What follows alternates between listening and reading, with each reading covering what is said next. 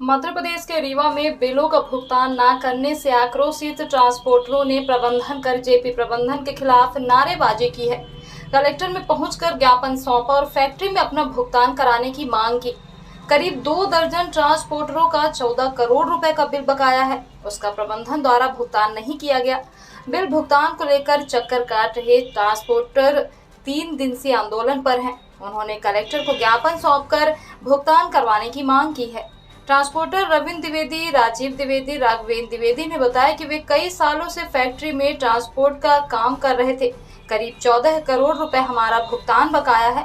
अब उक्त प्लांट का सौदा जेपी ने डालमिया कंपनी से कर दिया है और प्लांट उनको हैंड ओवर कर दिया गया है। डालमिया कंपनी के अधिकारियों ने पुराने बिलों के भुगतान को लेकर हाथ खड़े कर दिए हैं। ऐसे में हमारा भुगतान अधर में लटक गया है। आज हम सब कलेक्ट्रेट आए हैं ज्ञापन देने। हम सब जेपी सीमेंट से हम लोगों का ट्रांसपोर्टेशन का काम है, तो लगातार पेमेंट के लिए उनसे बात हो रही है, पर पेमेंट का उनके द्वारा बिलों का भुगतान नहीं किया जा रहा है। उसी संदर्भ में हम आज कलेक्ट्रेट ज्ञापन देने आए हैं।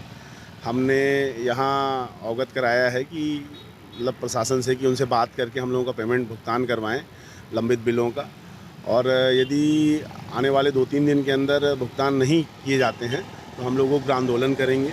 हम लोगों का बैंकों का कर्ज बाकी है, फाइनेंसर का कर्ज बाकी है, डीजल पानी की टंकी, डीजल पेट्रोल पंप से अपन लेते हैं तो उसका डीजल का पैसा पड़ा हुआ है, स्पेयर पार्ट का पैसा पड़ा हुआ है। तो कुल मिला के हम लोगों की बाज़ार में देनदारियाँ बहुत हैं। हम लोग मानसिक रूप से बहुत परेशान चल रहे हैं। लगातार आग्रह कर रहे हैं हम लोग प्रबंधन से, जेपी से, पर उनके द्वारा डालमिया को प्लांट हैंडओवर किया गया है और डालमिया वो बोल रहे हैं कि डालमिया पेमेंट देगा, और डालमिया से जब बात करते हैं तो वो बोलता है जेपी पेमेंट देगा। तो इस तरह से मतलब कोई भी जवाबदेही अपनी तय नहीं कर रहा है पेमेंट के लिए। हम लोग लगातार परेशान चल रहे हैं। हम लोग पुलिस प्रशासन में, कलेक्ट्रेट में सब जगह ज्ञापन दे चुके हैं और जानकारी दे चुके हैं। आने वाले समय में यदि हम लोगों का भुगतान नहीं होता है तो जेपी प्रबंधन के खिलाफ हम लोग मिलकर उग्र आंदोलन करेंगे। लगभग कितने लोगों को कितना पेमेंट बचा हुआ है? पेमेंट की बात करें तो लगभग हम ट्रांसपोर्टर का 50 से 60 करोड़ के आसपास पेमेंट पड़ा होगा, जिसमें हम 3-4 फर्म के ट्रांसपोर्टर और मालिक आए हैं। इसमें हम लोगों का लगभग 14 करोड़ का जो है पेमेंट उनके पास बाकी है। और उनके द्वारा DS राणा जी हैं वहाँ एक प्रबंधक, तो जेपी सीमेंट में उनसे बात हुआ था। उनके द्वारा आश्वासन दिया गया था कि हम हफ्ते में ज़्यादा से ज़्यादा पेमेंट करवा के इसको 1-2 महीने के अंदर क्लियर करवा देंगे, पर उनके द्वारा लगातार आनाकानी की जा रही है। इस संदर्भ में भी प्रशासन, पुलिस प्रशासन और यहाँ कलेक्ट्रेट में भी सब जानकारी दी गई है। कर्मचारी वहाँ के हैं जो काम कर रहे हैं वहाँ, उनको भी 8 माह से वेतन नहीं दिया गया है।